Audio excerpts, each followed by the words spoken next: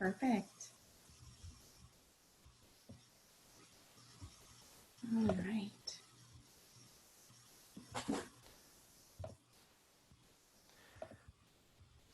Okay, we ready to begin? I think so. I don't have anybody else joining, so I think we'll get started.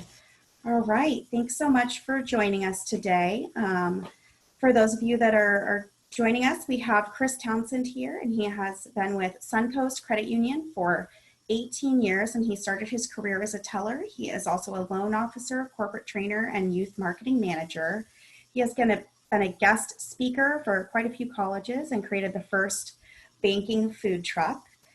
And he additionally is a LinkedIn advisor, and this is where you can ask your LinkedIn career advice questions.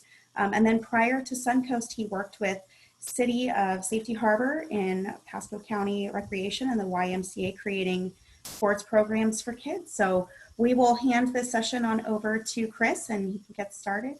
Again, if you have any questions, please feel free to type those into the chat box at the bottom of your screen, and we can call on you when that time is right. So take it away, Chris. Thank you for joining us today. My pleasure, and thank you for having me. Welcome everybody for joining this presentation. We're going to talk about a little bit about 2020 and career readiness and talk about a few things.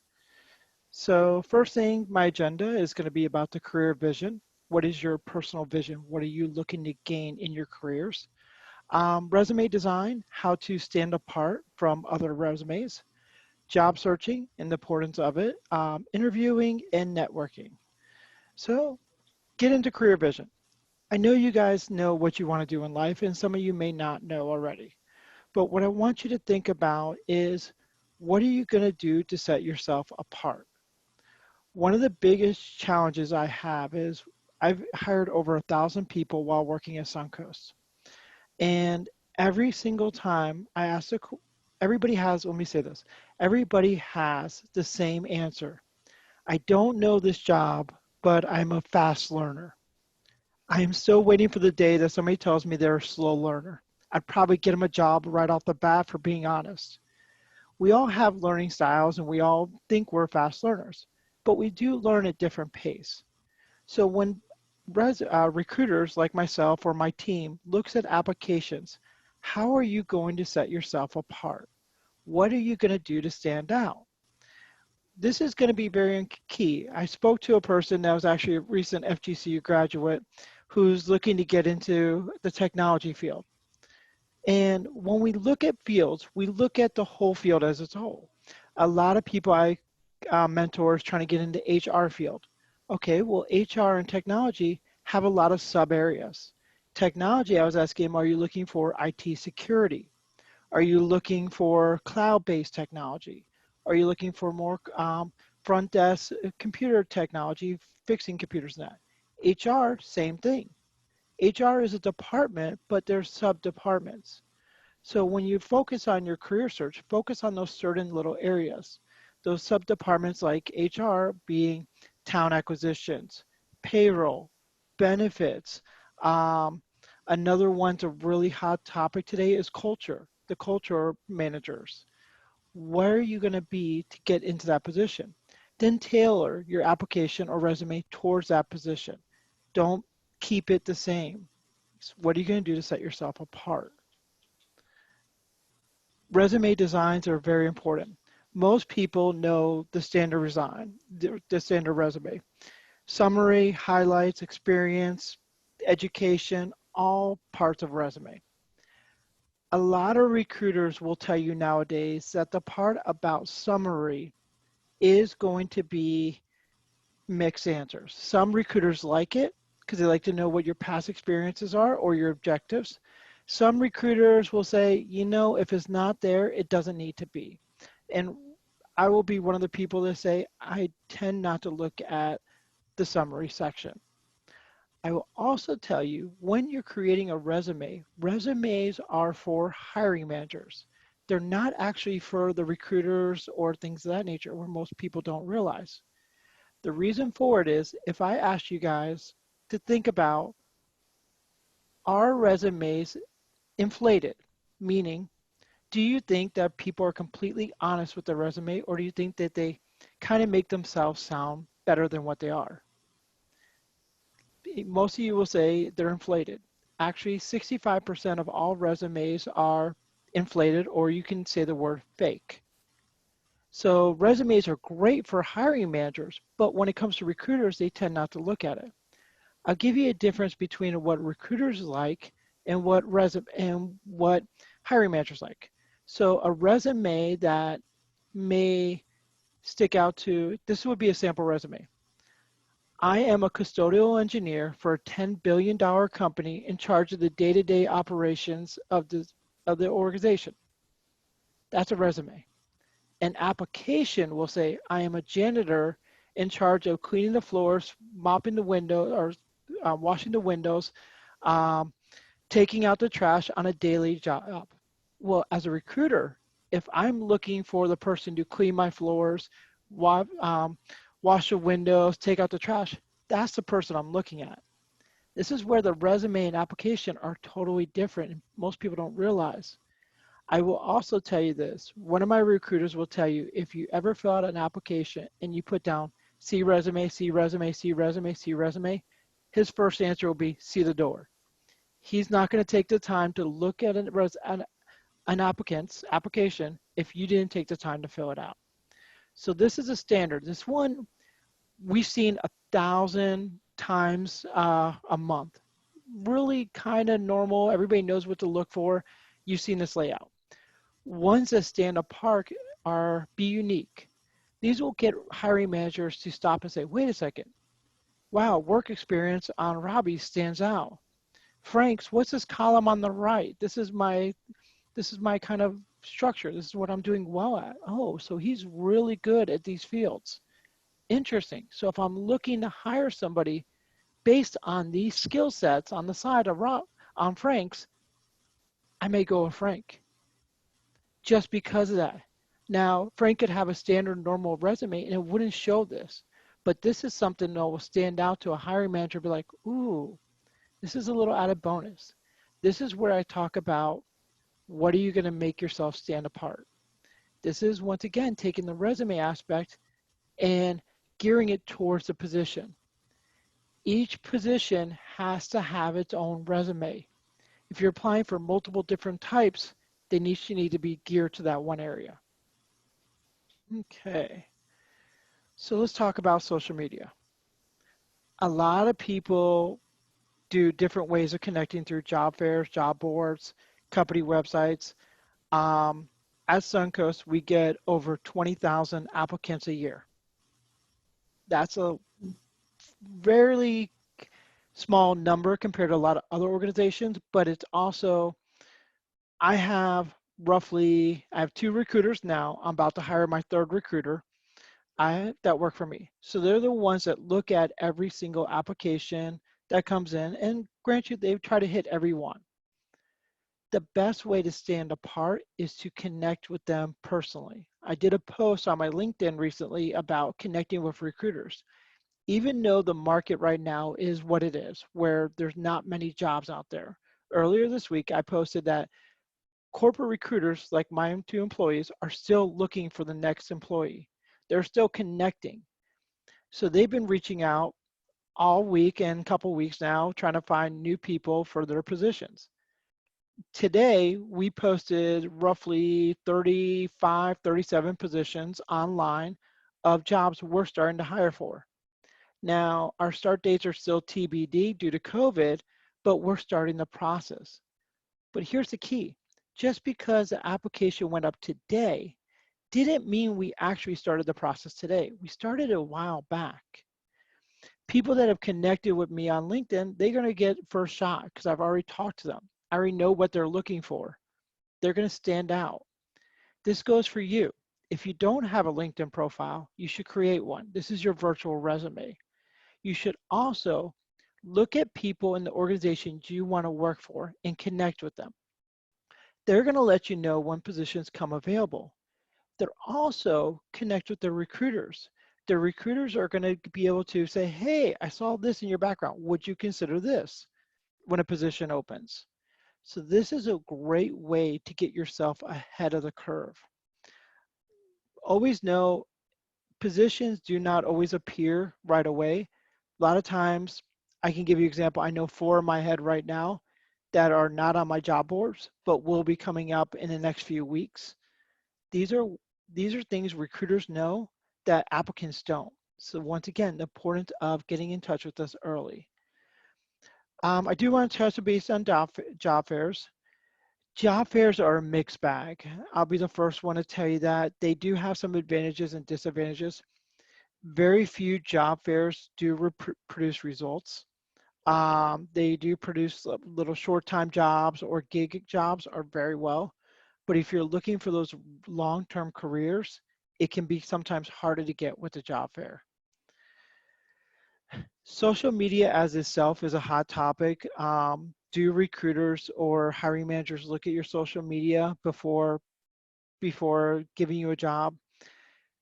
Realistically, they shouldn't. Perfect example, the best thing about being a recruiter most of the time, if you're just looking at an application, I'm judging you on that application or that resume, that piece of paper. I don't know if you're white, black, brown, Asian. I don't know. I don't know if you're old, young, guy, girl. Don't know, don't care. My job is to hire you to do a job. Based on that piece of paper, you get the phone call, and based on that phone call, may decide to bring you in for an interview. Those are ways to get this is ways that a recruiter knows you, gets to know you based off your experiences and that. Interviewing. Interviewing is very much a hot topic right now because everybody's learning how to do interviewing this way through GoToMeetings, through Zoom, through Microsoft Teams. Panel interviews will still happen. A panel interview is you're going to have about 3 people in the room. You're going to share your webcam. You'll be able to see them. They'll be able to see you. I've heard many, many times already, my computer doesn't have a webcam. Your cell phone does. Use your cell phone, just like you would do a Skype or a FaceTime. The same thing applies. Use that. Use a separate phone line though, because your cell phone's phone line, you may want to hold it in front of you so your face looks good. But keep it a distance. Also for online interview, your lighting. Your lighting should be in front of you, not behind you. I still appear a little dark because of the sun outside, but if the lighting was completely in front and there was no window here, you would be easier to see me. Second, I'm sure you already noticed the things over behind me. When doing online interviews, we're going to focus on everything around you. I'm going to know what your kitchen looks like if you do it from your dining room. I'm going to look over there. These are called distractions.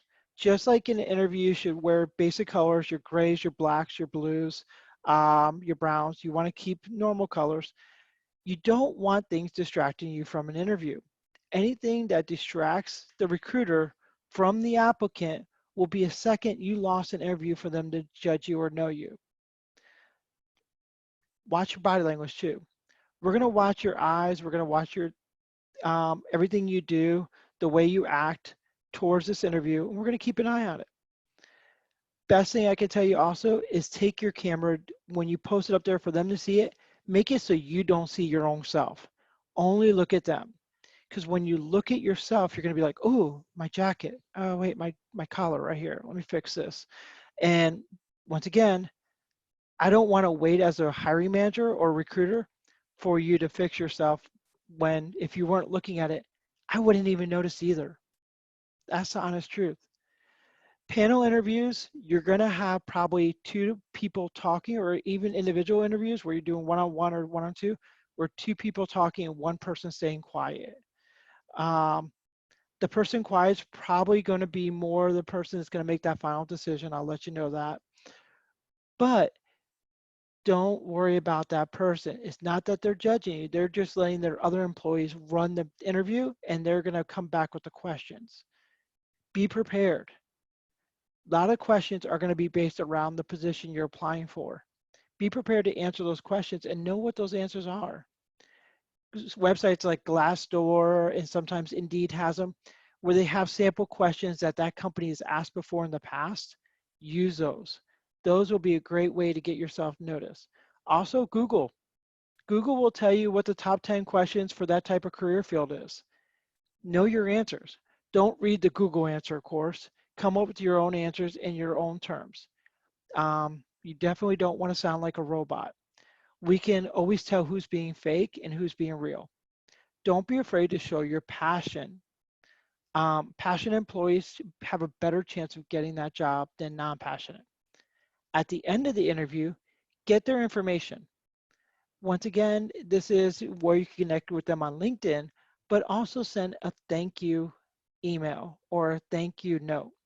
I can't tell you what the percentage is of the people who reply with thank you and get the job and the people who don't. And that thank you email or thank you note should be in their inbox, I say within 1 day. So the very next day after the interview, send it. It's only going to reestablish, wow, what a good person this person is. I should give them a shot. Okay. Networking. This goes back to the LinkedIn and information like that. Networking is always important. Networking is simply going up to people saying hello. As a recruiter, this comes easy for us because we just walk up to people and say, hey, I'm Chris. What's your name? I do this, this, and this. As others, depending on what's called your predictive index, your personality profile, this may be harder. Some of you guys may be more introvert versus extrovert, where you don't want to go up to people. I mean, this is okay. So you got to figure out a way to do it for yourself that's virtually. Maybe I do it only through online. Hey, my name is so-and-so, keeping that distance. I know nowadays it's about social distancing and about being 6 feet apart. You can still do this by being social distance. Let's say you're looking to be part of a certain organization and their doors are still open, where they're taking people in and say, hi, I just want to let you know I applied on your website, or I'm looking to get 1 day in your organization. What's the best way for me to do this? They'll tell you. Um, some of them may say, hey, give me your card. Be prepared to say, give the card or information. Some may say, can we talk for a few minutes? Be prepared for that too. I have hiring managers are all different throughout all fields and all things. I can tell you there are some that love people that will walk in the door, and then there's some that like, oh, I only like to look at the application online. Expect both. The people who walk in the door will never look at the online. The people who only look like the online prefer the online, but they'll remember your name if you said hello to them. Use the online portals. LinkedIn is not the only one. There are a couple different sites out there, but take a look at them. Connect with those leaders. By the way, my name, said earlier, is Christopher Townsend. I am the Talent Acquisition Manager. That is my email. And I realized I misspelled credit. So let me say this now while I'm looking at that. The Suncoast Credit, CREDIT union.com. Feel free to ever send me emails. Like I do LinkedIn advice, where I tell people I'll ask advice on LinkedIn. If you send me an email, I'll give you advice too. If you want me to look over your application or resume, say you have a sample resume, you want my opinion, let me know. I'll even have some of my employees look at it too so they can give you their opinion. Be open. Understand everybody's going to look at things differently. That's hilarious. Okay. So I always like to keep these short and sweet because I always like to bring this to be your guys' time to ask questions. So what are some questions you guys have that you are looking for in your careers and trying to move up in your organizations or looking for a new job?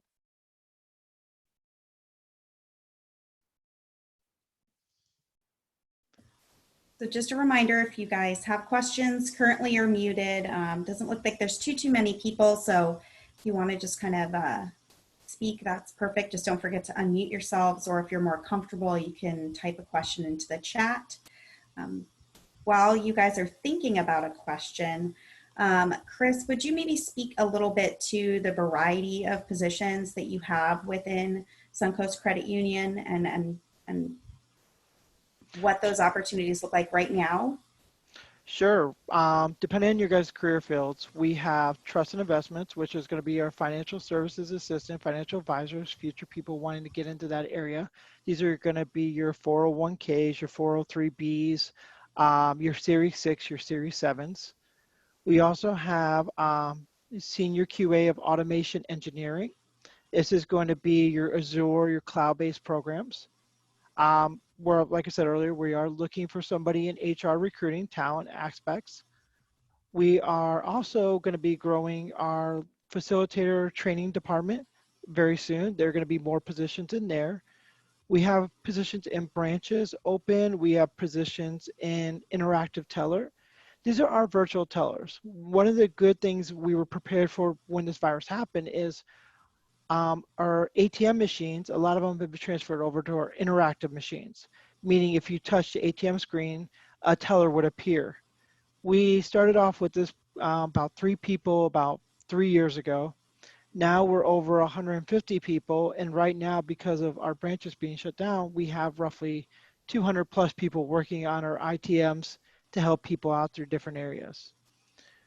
We also have positions in mortgages, almost all back office position, marketing. Marketing has been one we're trying to get 2 people in for graphic design or web design. I've only posted web design out there, but graphic design will be coming in as soon as I get some knockout questions. Let me talk about that. Knockout questions are questions that are geared to gauge a person's knowledge of a position. These questions, we're going to read your answers, and based on those answers, we'll determine how far you go. You may get denied right away because of how many people are searching for that job. I will tell you, certain positions will have a lot more applicants than others, and those knockout questions are going to be very key. Um, then there's, besides marketing, you have accounting. We have accounting and finance. We have accounting two, accounting assistant open. We have, I believe, a finance position open. If not, I do know of one coming. We have a data analytics position that is currently open but not posted. And this is where, once again, recruiters know stuff that other people don't. The data analytics position is going to be filled by one of our finance employees. So once we fill that with that finance employee, we will be opening up another financial position. We do have a capital planning director position open in our finance area. That's going to be lots of years of experience. And bunch of other little positions here and there, but that's the one great thing about our organization. Most people don't realize with banks or financial institutions, they think of tellers, they think of member service. They don't think of the mortgage aspect, the lending aspect. They don't think of, we even do insurance, car insurance, pet insurance. We even have our own title company. All these different things that most people don't realize are jobs out there, marketing and that, are good examples of where people are. And you don't need to know what you're going to do in your life right now. I mean, I was in Parks and Rec. My mom told me get a real job, got me into banking. I started off as a teller. 6 months later, I was a supervisor, then became a loan officer, then became a trainer, then became marketing manager, youth marketing manager, and then became HR. I enjoy being HR now. I see the world in a different light when you become HR, but it's really a unique area. Thank you.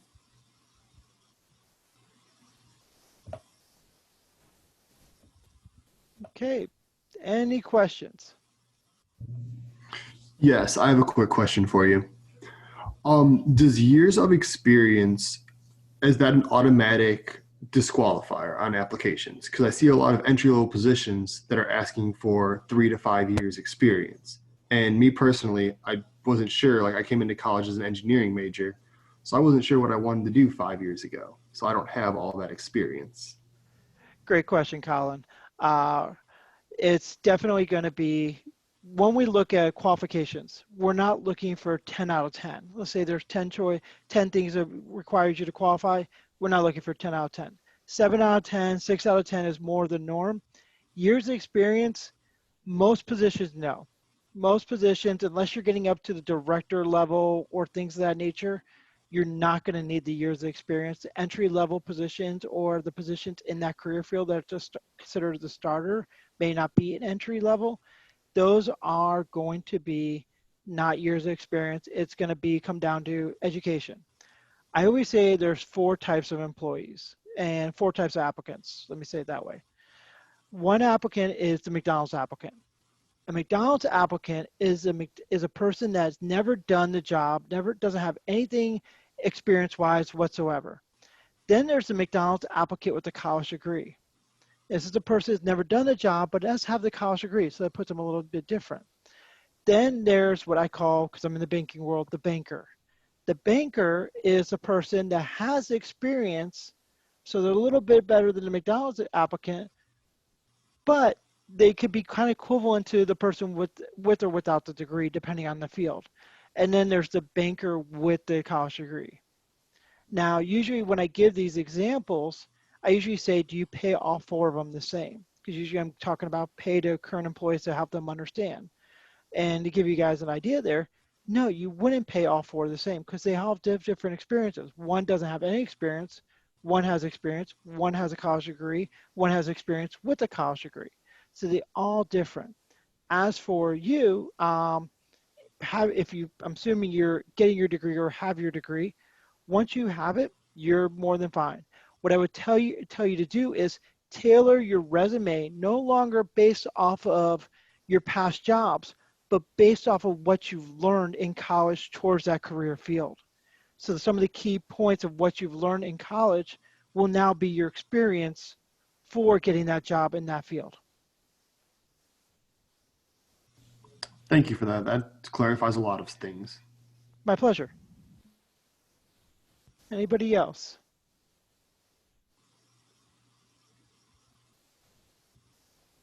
Just a reminder, you can unmute yourselves or you can type it into the chat box if that's more comfortable for you. I'll keep an eye on that.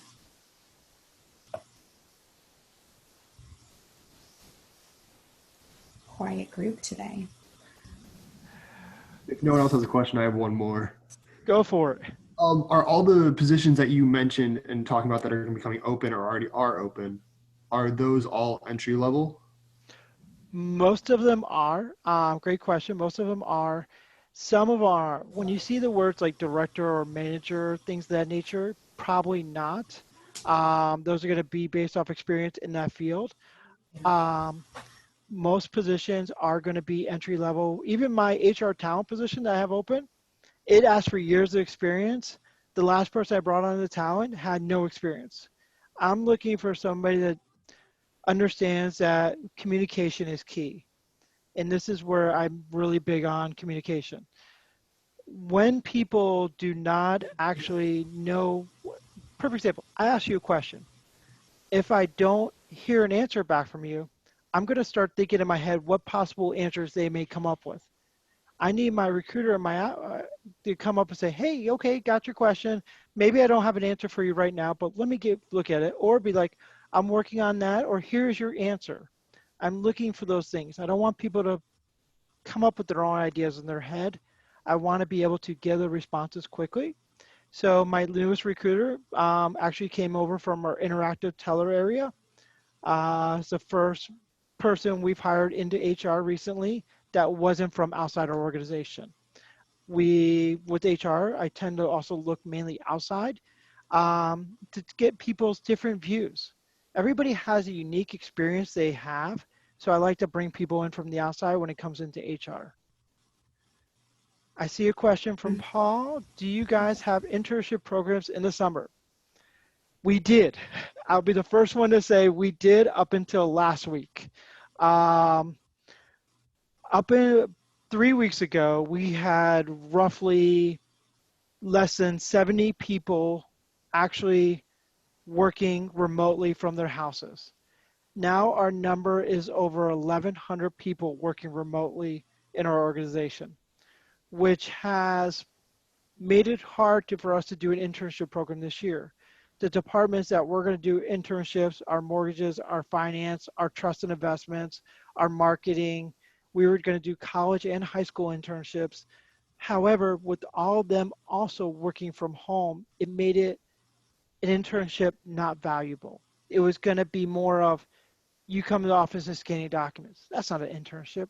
An internship should be you learning about that job, you excelling in that career.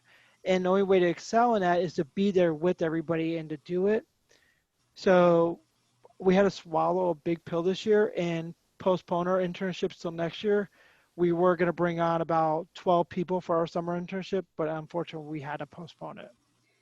Can you speak a little bit about what the current what your usual recruitment cycle looks like for an internship program and where they're based out of and those kind of details? Because I think some of the folks in this may be looking for next year as well, knowing that this year there's some challenges, and then also anything else you'd like to add to that portion? Yeah, we tend to do our internships as of this year. I'm going to say as of this year during the summer. In the past, we do it in the summer. Next year, we are looking to do year-round internships, doing a spring, summer, and a fall. We do have 3 locations that internships would work out of. 2 of the locations right now are Tampa and Fort Myers. We have a building on Metro Avenue down in Fort Myers where that internships would be down there. Tampa, of course, is our corporate office. This is where a lot of our internships happen. We also have Fort Myers. Our third building, which will be official July 1st, is we are purchasing a bank in Miami, Florida called Apollo Bank. Apollo is going to be changing their name to Suncoast Credit Union, and their employees and members or customers will be joining us. We will be having them We'll be having internships down there in Miami too. So if anybody goes to Miami during the summer, this would be a great way for them to go down there and see it down there too. Perfect. That's good news. If there are any other questions, go ahead and jump in. We have them for a little bit longer.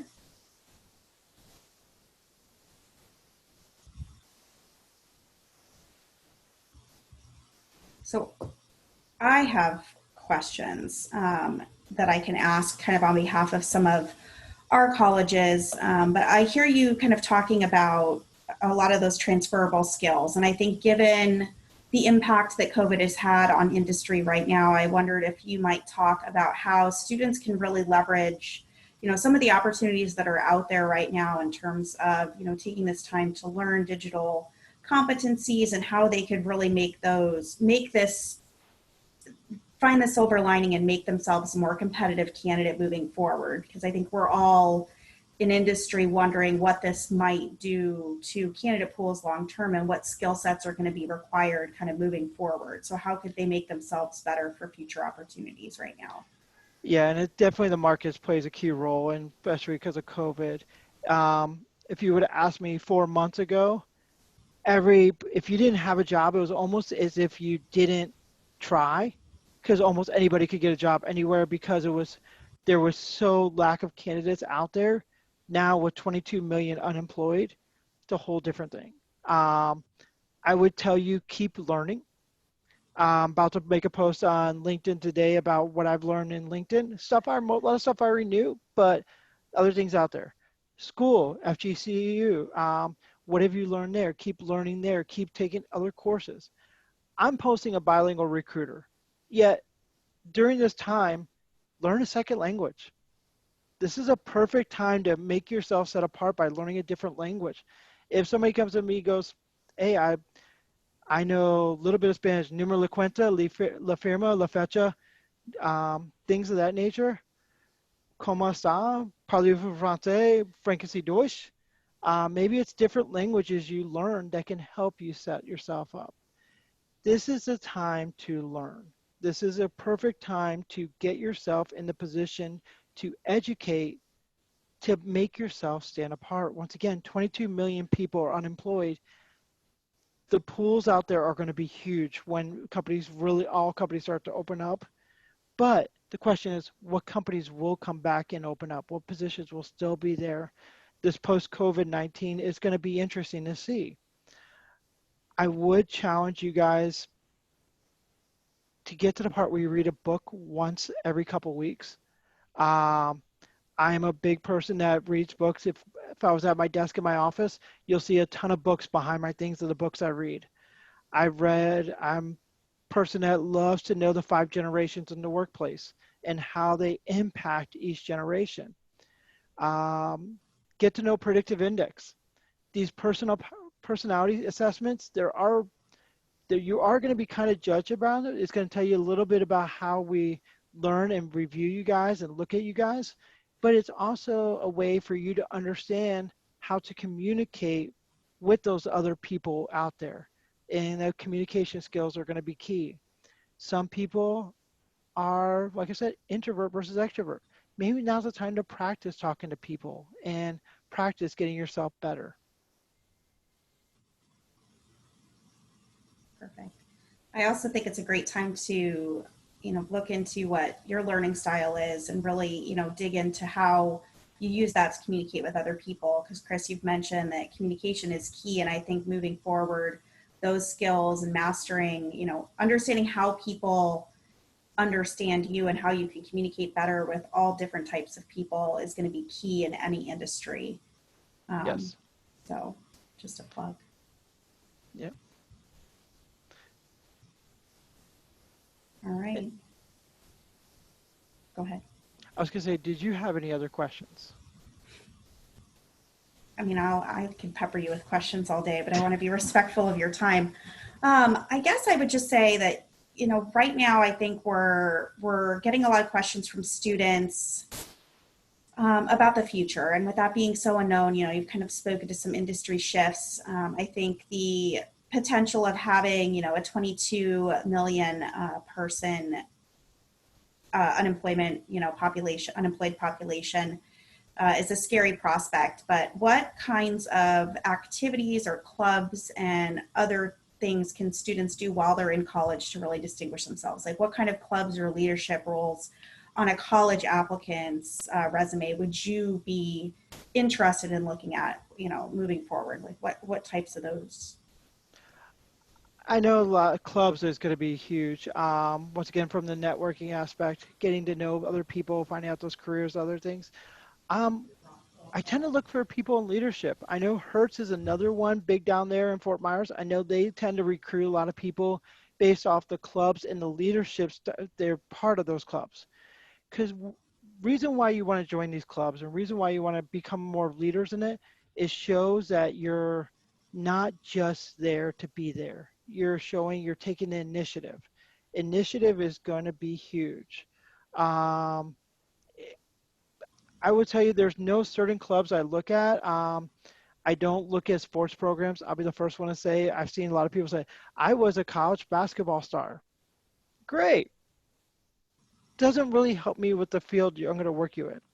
However, I was in student government politics. Oh, so you know a little bit about negotiating, you know a little bit about um, things possibly having pluses and minuses, how you're going to look at things. You have to dissect things a little bit more.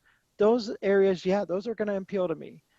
Sports builds teamwork, I will say that, but it doesn't really, I think a lot of people have a natural ability to be part of a team. One of my favorite questions are when you're working on, we have all been on school projects. And and so my question is, how did you feel when you were working as a team and one of your teammates was not giving it all on the project? What did you do and how did you do and why? This is going to be more behavioral question to see if you stepped up. This is going to be to tell me what type of person you are. Oh, it drove me nuts. Okay, so there's a little bit of anger issues there. Um, Once again, behavioral based. These school clubs and that can help you in learning how to be able to answer some of those things because you've dealt with some experiences. They look great on a resume. I'll be the first one to tell you that too. Thank you. So give anybody else who's working up the courage to jump in with their question. Again, you can either type that in the chat box or feel free to unmute yourself. And if you have anything to say, now's the time. And if not, Chris, I would say thank you for joining us. I don't know if Mary, if you want to add anything to the day, or Adam. I saw Adam jump in from our career services office as well. you guys a moment. Hi, sorry. Walked away. Hi, thanks Chris for being here. Very informative, lots of good stuff. My pleasure. Perfect. And I will say, guys, I hope you all have a wonderful day. Of course, stay safe, everyone. Feel free to reach out to me if you have questions. I'm there. I'll answer them. Even if you're not looking to get in the banking field, I probably can hook you up with people that can try to help you in your fields. That's Great. great. Thank you so much. We appreciate it. Thank you so much for taking the time today. My pleasure. Bye, everyone. Okay, bye. Hi, nice to meet you, Chris.